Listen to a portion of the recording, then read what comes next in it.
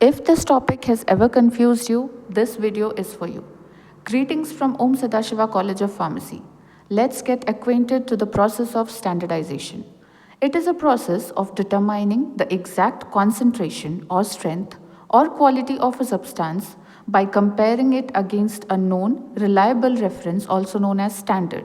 In the following experiment, sodium hydroxide is not a primary standard because it is hygroscopic and absorbs carbon dioxide from air, which naturally changes its concentration.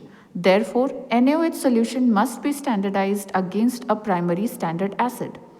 The standardization is based on a neutralization reaction between sodium hydroxide and a primary standard acid, commonly oxalic acid or potassium hydrogen phthalate, where equivalents of acid react completely with the equivalence of base.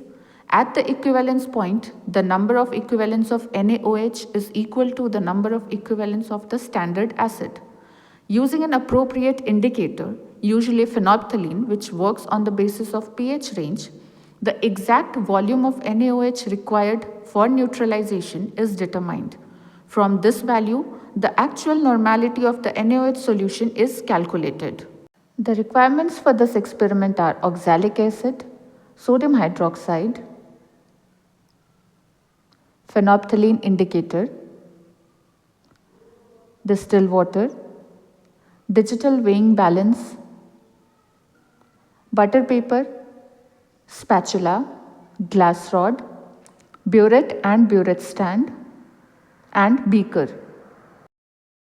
अब हम चलते हैं lab में experiments की तरफ। अब हमें क्या करना है, पहले हमारे दोनों केमिकल्स को वे करना है क्योंकि हमें सॉल्यूशन बनाना है। हम पहले लेंगे सोडियम हाइड्रोक्साइड, इसे हमें बनाना है 0.1 नॉर्मल 100 ml सॉल्यूशन। तो इसके लिए हम वे करेंगे 0.4 ग्राम्स NaOH।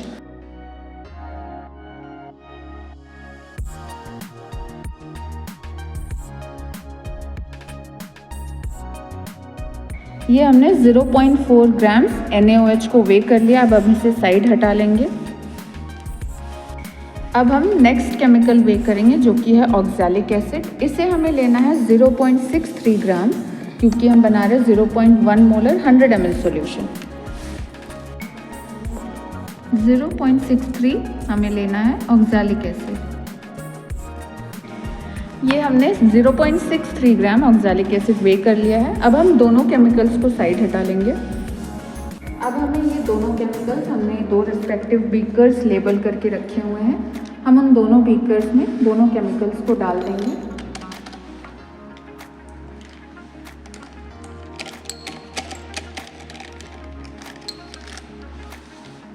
अब हमें क्या करना है, दोनों बीकर्स में up to 100 ml volume dilute करके दोनों को हमें सॉल्यूशंस में कन्वर्ट करना है। अप टू 100 ml हम वॉल्यूम मेकअप करेंगे दोनों बीकर्स में। हमने दोनों बीकर्स को पहले से 100 ml के लिए कैलिब्रेट करके रखा हुआ है।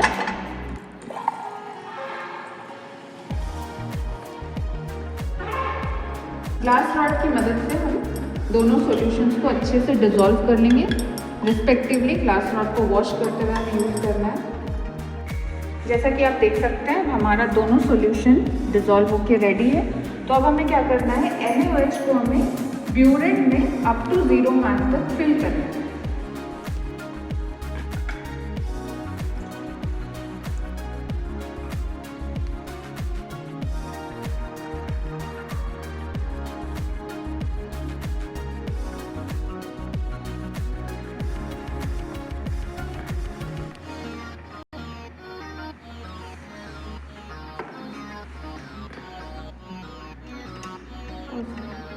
ये हमने ब्यूरेट में अप टू 0 मार्क तक NaOH को फिल कर लिया। तो हमारा टोटल 50 ml NaOH अब ब्यूरेट में आ चुका है। इस एक्सपेरिमेंट को करने के लिए हम यूजुअली क्या करते हैं, 2 से 3 रीडिंग्स रिपीट करते हैं ताकि एक्यूरेसी ज़्यादा रहे। पर मैं आपको एक रीडिंग में एक्सप्लेन करती हूँ।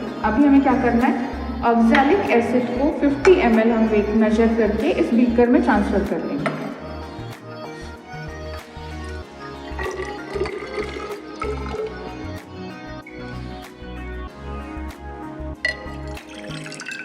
इसमें हमने 50 ml ऑक्सैलिक एसिड ले लिया है।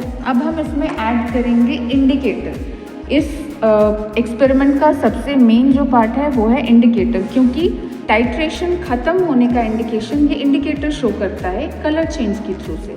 तो हमें इसे ज़्यादा नहीं, 1 से 2 ड्रॉप हम इंडिकेटर अपने एनालाइट में ऐड कर देंगे, जो कि हमने ब्यूरेट में डाला हुआ है। अब हम क्या करेंगे, ब्यूरेट से ड्रॉप बाय ड्रॉप हमारा जो टाइट्रेंट है वो हमें एनालाइट में ड्रॉप करना है।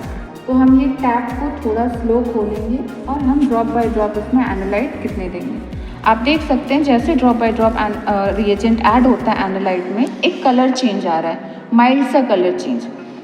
ये कलर चेंज हमें तब तक एक्सपेरिमेंट करना है या तब तक हमें रिएजेंट को ड्रॉप होने देना है जब तक कि पूरा हमारा एनालाइट जो है एक यूनिफॉर्म कलर नहीं आ जाता है। हम चाहे तो स्पीड को इंक्रीज़ कर सकते हैं और इसे धीरे धीरे हमें शेक करते रहना है। आप नोटिस करेंगे जैसे हम मिक्स कर रहे हैं तो ये कलर डिसअपियर हो जाता है।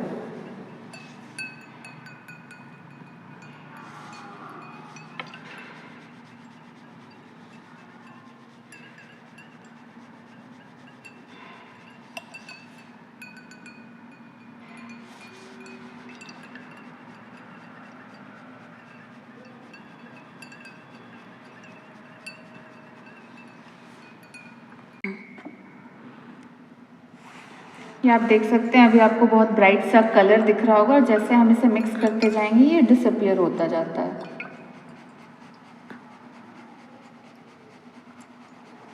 देखिए पूरा सॉल्यूशन फिर से ट्रांसपेरेंट हो चुका है।